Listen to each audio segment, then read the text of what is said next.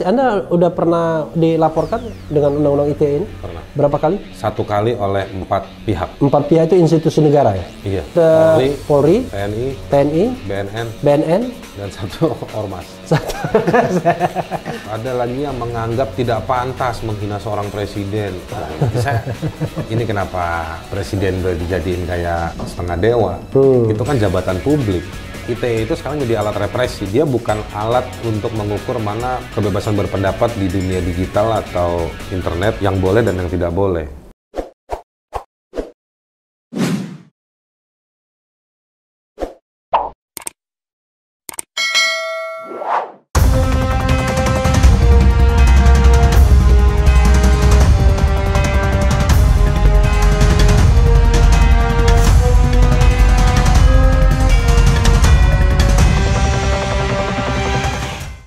Sekarang kita akan bicara mengenai hal yang ngeri-ngeri sedap ya. Mungkin bisa menimpa saya, menimpa Bung Haris Azhar. Udah kan lo kena. Anda juga kena jangan-jangan.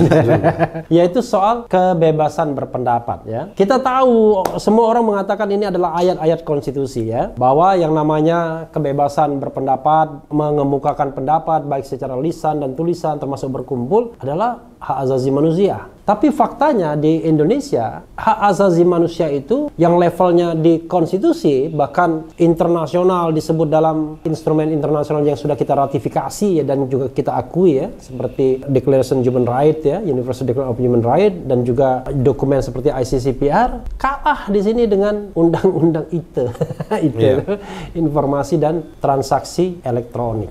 Anda punya pendapat apa, Bung? Menyedihkan. Menyedihkan ya. Satu kata, menyedihkan.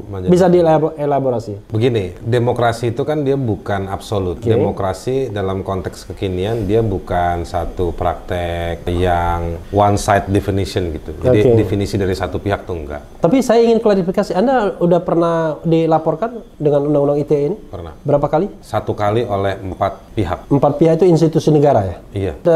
Polri, TNI, BNN, dan 1 ormas. Mantap. Dan kita nggak bisa menyebut ormasnya ya. Begitu kita sebut ormasnya lagi, saya lupa. Oh lupa. Kita sebut ormasnya lagi, dia ngadukan kita lagi nanti. Oke, silakan.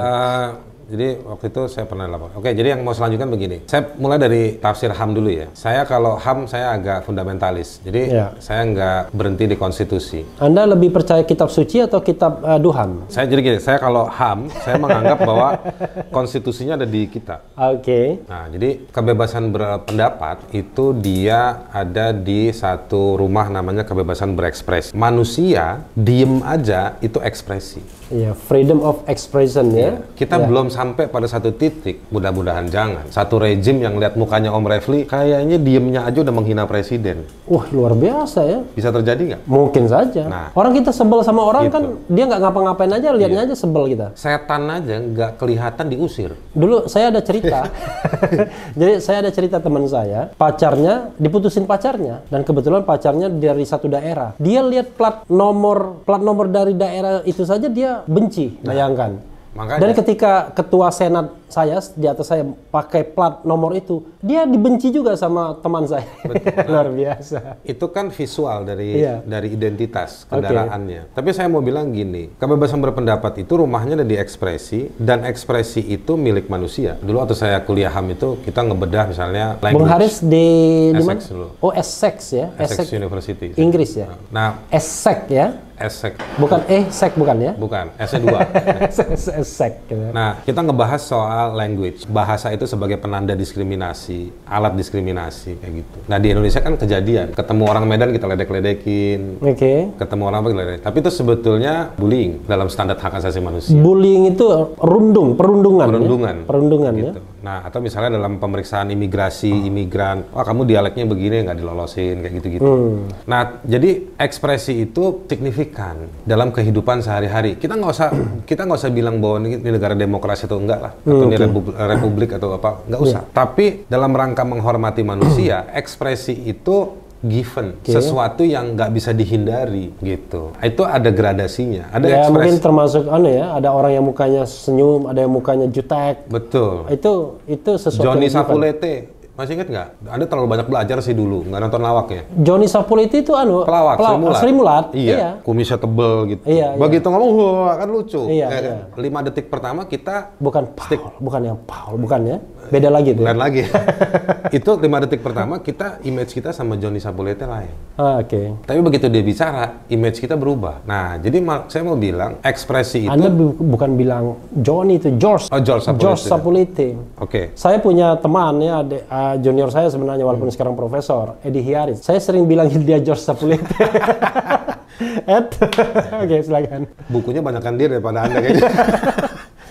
Nah, jadi saya mau bilang bahwa ekspresi itu gradual. Ada yang dia melekat, ada yang dia dikonstruksikan, atau dia membutuhkan ruang untuk dia kemudian berekspresi di situ. Iya. Nah, jadi dia sesuatu yang sangat melekat pada kebutuhan manusia. Makanya dia masuk dalam ranahnya hak asasi manusia. Nah, kalau ekspresi hanya semata-mata, kan sekarang ini banyak dalam konteks, ini mohon maaf nih agak sedikit hukum. Oke. Kalau dalam penegakan hukum menggunakan ITE disebutnya dia delik formil. Ya. Nggak dibuktikan. Ya. Pokoknya kita kagak suka ya udah, Nggak adukan. Sudah dianggap sudah melakukan tapi tidak menimbulkan kerugian, nggak terbukti ada nggak perlu kerusakan, kita ya. langsung dipidana. Ya, mending dipidana, ditangkap langsung. Iya, ditangkap, diproses apa segala macam. Diborgol ya kan. Nah, itu menurut saya Padahal kagak jelas kerusakannya apa ya kan. nggak terbukti juga. Iya. Nah, itu jadi menurut saya dia penyesatan dalam konteks ekspresi itu. Nah, ekspresi yang boleh dipermasalahkan tanpa harus dipidanakan adalah ekspresi yang nyata-nyata, jelas-jelas merugikan. Ekspresi dalam bentuk pendapat atau dalam bentuk lain-lain yang jelas-jelas merugikan. Dan ketika diminta pertanggungjawaban atas kerugiannya juga bukan di penjara. Bukan pidana tapi perdata. Misalnya begini nih, seorang Refli Harun Iya. memberikan pendapat, ya kan? Iya. Dengan cara demonstrasi menggunakan toa punyanya seseorang lah, taruhlah namanya Neno Warisman misalnya. Oke. Ngambil ke rumahnya Neno Warisman, ya kan? Iya, iya. Tanpa kulonuwun, nginjak rumput, ngedobrak pintunya, ngambil baterai sekalian, pakai. Dengan asumsi seorang Refli Harun, gua kenal sama Neno, demo lah. Tiba-tiba seorang Neno Warisman tahu bahwa ini Refli Harun yang melakukan. Nah, jadi si Neno Warisman lapor ke polisi. Yang boleh dilakukan adalah meminta pertanggungjawaban soal mendobrak pintu, nginjak rumput, atau itu. Bukan dengan cara kemudian polisi menganggap bahwa kebebasan berekspresi Anda itu ilegal. Nah, kita mesti nguji dalam sebuah penuduhan terhadap seseorang yang melakukan ekspresi atau pendapat. Ketika dipersalahkan, bagian mananya yang salah. Diuji apanya yang merugikan orang. Dan di saat seperti apa negara harus turut serta. Nah, di sini enggak. Dalam banyak kasus yang menggunakan pasal atau undang-undang ITE. Pasalnya 2728. 2728 yang banyak dipakai itu. Kita nggak ngelihat apa yang dampak kerusakannya. Yang penting perasaan saya tersinggung itu aja. Atau perasaan saya terhina. Atau perasaan saya terprovokasi. Perasaan masih itu. Ada lagi yang menganggap tidak pantas menghina seorang presiden. Nanti ini kenapa presiden udah dijadiin kayak setengah dewa?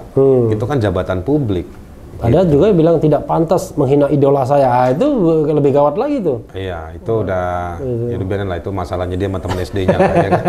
Nah, jadi menurut saya kita nggak masuk kepada pembuktian-pembuktian itu yang tidak bisa muncul dan kita bisa lihat oh ini, dan akhirnya kita sekarang nggak tahu pembelajaran dari soal pembatasan dari ekspresi tersebut. Yang muncul apa? Yang muncul adalah ini adalah instrumen untuk merepresi kelompok-kelompok yang tidak disuka. Dan represi itu represi kognitif, Bung. Tidak hanya soal ketakutan situasional, tapi sudah masuk di sini jadinya. Iya. Begitu kita ngomong kan yang kita pikirkan, wah ini kita bebas delik apa enggak? Selalu begitu. Betul. Kan? Makanya padahal juga, no intention ya, tidak ada maksud untuk katakanlah, kan artinya harus diuji juga apakah statement kita itu punya dampak yang dituduhkan apa enggak kan? Iya. Tapi karena delik formil ya ada 1 orang 2 orang tersinggung, kenal lah kita. Dibawa-bawa. Dibawa-bawa. Nah, itu situasinya hari ini. Jadi ini yang banyak terjadi. Jadi dia ITE itu sekarang jadi alat represi. Dia bukan alat untuk mengukur mana kebebasan berpendapat di dunia digital atau internet yang boleh dan yang tidak boleh.